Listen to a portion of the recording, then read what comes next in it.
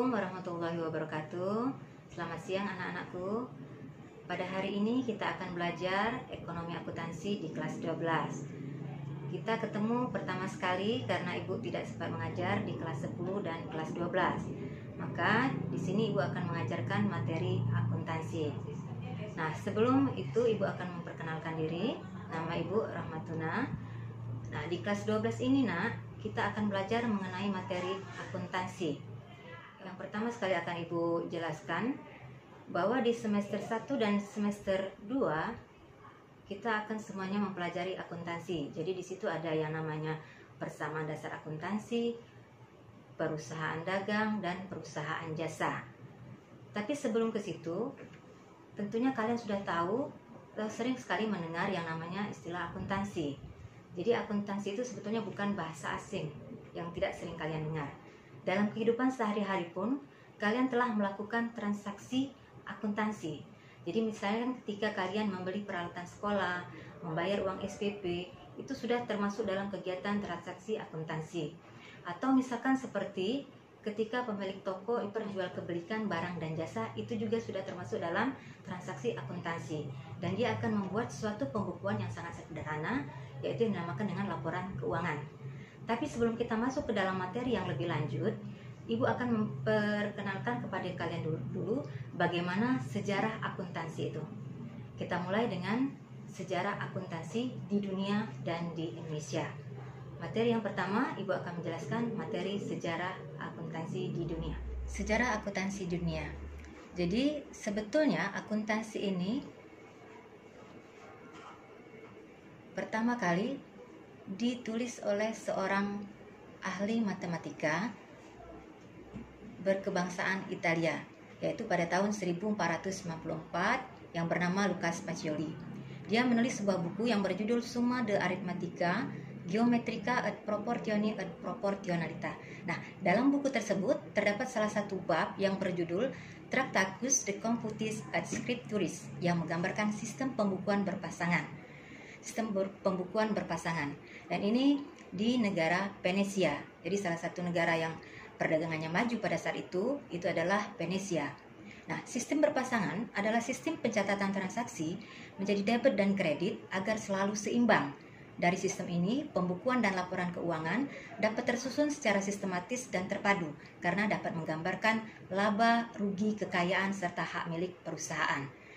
Nah, dari hasil karya Lucas Pacioli ini menyebar ke Eropa Barat dan dikembangkan oleh pengarang-pengarang baru, sehingga timbullah beberapa sistem yang namanya disesuaikan dengan nama negaranya masing-masing.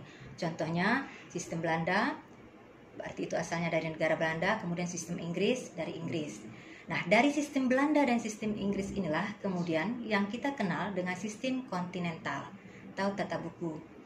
Pertengahan abad ke-15 terjadi revolusi industri di Inggris yang mendorong pula perkembangannya yang semakin pesat sampai ke benua Amerika, khususnya Amerika Serikat, dan melahirkan sistem akuntansi yang baru yang disebut Anglo-Saxon. Pada akhir abad ke-19, sistem pembukuan berpasangan berkembang di Amerika Serikat dan mulai disebut akuntansi atau accounting. Saat ini, sistem akuntansi yang paling banyak digunakan adalah Anglo-Saxon. Ini disebabkan karena Anglo-Saxon dapat mencatat berbagai macam transaksi secara lebih mudah. Di samping itu, sistem Anglo-Saxon melakukan pembukuan yang terdapat dalam satu bagian akuntansi, sedangkan sistem lain justru memisahkan antara pembukuan dengan akuntansi. Nah, itu adalah sejarah akuntansi di dunia. Lalu bagaimana sejarah akuntansi di Indonesia? Akuntansi di Indonesia itu berkembang pada zaman kolonial. Orang-orang Belanda datang ke Indonesia kurang lebih pada abad ke-16 dengan tujuan untuk berdagang. Pada waktu itu, POC memperoleh hak monopoli perdagangan yang dilakukan secara paksa di Indonesia. Nah, pada zaman penjajahan Belanda dimulai sekitar pada tahun 1800 sampai dengan 1942. Tepatnya pada tahun 1870, pemerintah kolonial Belanda menghapus Undang-Undang Tanam Paksa. Kebijakan ini memicu banyaknya pengusaha Belanda menanamkan modal di Indonesia. kondisi inilah yang menjadi awal mula perkembangan akuntansi di Indonesia. Kenapa? Karena saat itu pembukuan perusahaan milik Belanda yang beroperasi di Indonesia menggunakan sistem kontinental atau tata buku. Nah, pada tahun 1957 terjadi peristiwa konfrontasi Irian Barat yang melibatkan Indonesia dan Belanda, sehingga berakibat pada seluruh pelajar yang berada di Belanda ditarik dan melanjutkan studinya di berbagai negara, salah satunya di negara Amerika. Di tahun ini pula muncullah sebuah lembaga yang mewadahi para akuntan di Indonesia yang diberi nama IAI atau singkatan dari Ikatan Akuntan Indonesia. Kemudian setelah tahun 1960, artinya setelah bangsa Indonesia merdeka, akuntansi mulai diperkenalkan dengan cara Amerika, tapi tidak menghilangkan dari sistem kontinental. Kenapa? Karena pada saat itu banyak sekali investasi-investasi asing yang menanamkan uangnya ke Indonesia. Artinya orang-orang asing menanamkan uangnya ke Indonesia, dan salah satunya itu adalah dari negara Amerika Serikat. Artinya secara tidak langsung mereka sudah memperkenalkan sistem pembukuan Amerika. Nah, seiring berjalannya waktu, akhirnya sistem pembukuan di Indonesia pun berganti dari kontinental menjadi Anglo-Saxon. Nah, pada tahun 1974, wadah atau lembaga yang sudah terbentuk, yaitu Ikatan Akuntansi Indonesia, berhasil menyusun dan menerbitkan prinsip-prinsip akuntansi Indonesia atau yang kita singkat dengan PAI. Nah, PAI ini setelah berjalan selama satu dasawarsa akhirnya disempurnakan pada tahun 1984. Jadi ini adalah penyempurnaan daripada tahun 1974 yang dibentuk oleh IAI, karena kita sudah mensempurnakan ini dengan menggunakan standar internasional. Kenapa kita harus menggunakan standar internasional?